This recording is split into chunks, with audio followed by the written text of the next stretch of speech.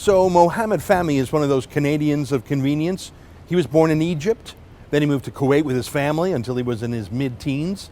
Then he moved to Canada. He went to high school and college here and took out Canadian citizenship, but then he left. I mean, fair enough, he wanted excitement.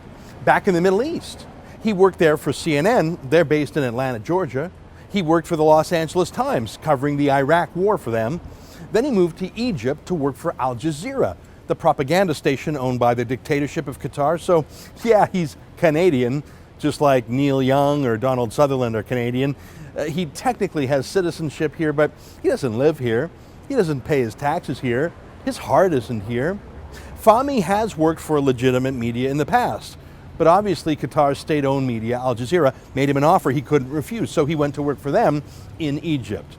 Now you should know some history about that. Qatar supports evil regimes. Qatar has been a large financial supporter of terrorism, including of Al-Qaeda and the Islamic State. It won't surprise you to learn that Qatar hasn't taken in a single refugee from the wars they've helped cause. No, they prefer to be puppet masters. They don't want to actually pick up the pieces.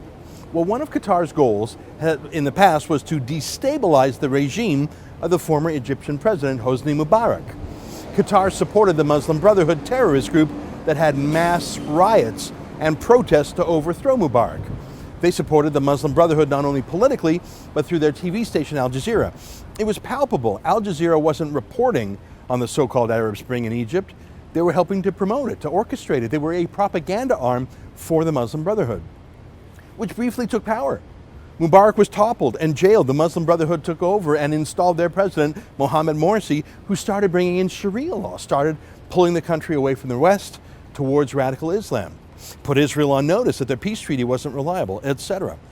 Egyptians may have been glad to have been rid of Mubarak, but soon they realized they had something far worse. Not only was Morsi a disaster economically, but he was taking Egypt, the largest Arab country, down the path of Islamic extremism. So even larger mass protests came to throw Morsi out of office. Egypt pulled itself back from the brink. Al Jazeera, of course, was furious. So that's the context. And in the middle of this was Mohamed Fahmy, Al Jazeera's man in Egypt, doing his propaganda. I mean, he'd call it journalism, and indeed he was a journalist who just happens to work for a TV station dedicated to opposing Egypt's new government. Now, Egypt is in perilous times. Muslim Brotherhood continues to attack politically, but also through terrorism. It's not quite a civil war there, but it's not safe or stable either. Is it any surprise that Egypt banned Al Jazeera from their country? And is it any surprise that they raided and arrested and charged Al Jazeera's journalists for instigating riots and unrest and propaganda?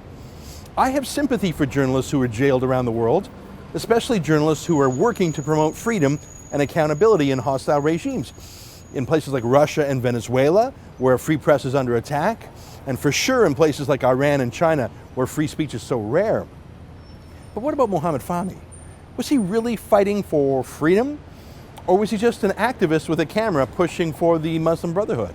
It's a bit less black and white, isn't it? When you remember that he wasn't working for some democratic organization. He wasn't working at CNN anymore. He was working for the state-run propaganda arm of the pro-terrorist dictatorship of Qatar. Well, that's when Mohamed Fahmy decided to remember that he was a Canadian citizen. He hadn't lived in Canada in years. He didn't work here. He really didn't think of as much. But when he was in trouble, he played that Canada card hard. Come save me, your fellow Canadian, oh Canada. Now, at any given moment in time, there are over 1,000 Canadians in foreign jails around the world, most of them for doing real crimes, often smuggling drugs in places like, Thailand, where they take drugs extremely seriously. It's good Canadian policy to stick up for Canadians, and even in the case of real criminals, we probably don't want a 20-year-old Canadian who's backpacking through Thailand or Cambodia or Laos being sentenced to 20 years in prison because he had a few joints on him. But what about a political provocateur working for Qatar in Egypt during a war? I'm not for censorship, but I'm not an Egyptian whose country is in a de facto state of war either. So Fahmy was jailed, he was put on trial and convicted. And then he was tried again and convicted again. No one in Canada had heard of Mohamed Fahmy. No one had seen his work before. We don't read the LA Times here, we don't watch Al Jazeera here. But all of a sudden, all the beautiful people in Canada started demanding that Stephen Harper free this great Canadian. How dare Harper not make it his absolute top foreign policy priority? How dare Harper not fly to Cairo to free him. At least, as Thomas Mulcair suggested, Harper should pick up the phone and call the new Egyptian president al-Sisi and demand that, well, that what actually? That al-Sisi overturn a court verdict? I wouldn't exactly want to be tried in the Egyptian court myself, probably not the fairest place in the world, but was Mulcair suggesting that Harper should just call up the Egyptian president and just tell him to free a convict? Is that really our top priority here? Iran is making a bomb. Hamas terrorists are based in Gaza, attacking both Egypt and Israel. The Islamic State is now murdering Egyptians. Is going to bat for some Al Jazeera hack really the most important matter for a Canadian Prime Minister to deal with when it comes to Egypt? Out of 1,000 Canadians in jail overseas. Oh, but of course, because you see, it was a chance to embarrass Stephen Harper and to try to show that Harper somehow isn't very good at foreign affairs or something, or at least Harper doesn't help Arabs or something. The Harper derangement syndrome, folks, came out in force. I mean, check out this op-ed written in Al Jazeera's website by a far-left Toronto pundit named Antonia Zerbezi. She used to be with The Star. Look at the headline there. Harper should pressure Egypt to free Mohamed Fahmy. According to critics, the Canadian PM has demonstrated both disinterest and incompetence in ending Fahmy's ordeal. And take a look at this quote from Tom Henheffer of Canadian Journalists for Freedom of Expression that's in this story in Al Jazeera. Quote, "The government has said before that they need to use quiet diplomacy to get Fahmy out of jail. We found out about 6 months ago into our campaign that this essentially means that they're doing nothing," unquote. Oh, really? Is that what it means? And Tom found this out, did he? Tommy is a 20-something journalist freelancer, so of course he knows a lot about how diplomacy is done, and the fact that it's not done on the front page of the newspaper obviously means Harper's not doing anything. So that's what the left-wing journalist lobbyists say. But Zerbezi herself went a lot further. She actually said that Stephen Harper's motivation for not freeing Fahmy was that Harper is too chummy with the Jews and with Israel. So that's why, you see, yeah, she actually went there.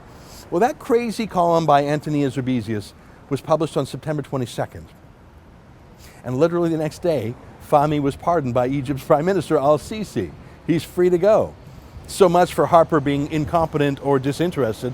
Harper's quiet diplomacy worked. Harper, not Qatar, not Al Jazeera, who Fahmy's now suing, not Canadian pundits, worked quiet diplomacy and got Fahmy out. Not a word of gratitude from either him or his chorus in the media party, of course. But you know what? They actually don't care that Fahmy was released. They don't care about the 1,000 other Canadians still in foreign jails. They only cared for a moment because they thought they could embarrass Harper, and the moment that ended, so did their interest. Mohamed Fahmy is a Canadian of convenience. He's not a hero. It's even questionable whether he was a real journalist or a propagandist. Stephen Harper had nothing to do with his arrest, but he did help free him. The way this story has been handled by the media party shows it's just the latest case of Harper derangement syndrome that you're being fed as news. For TheRebel.media, I'm Ezra Levant.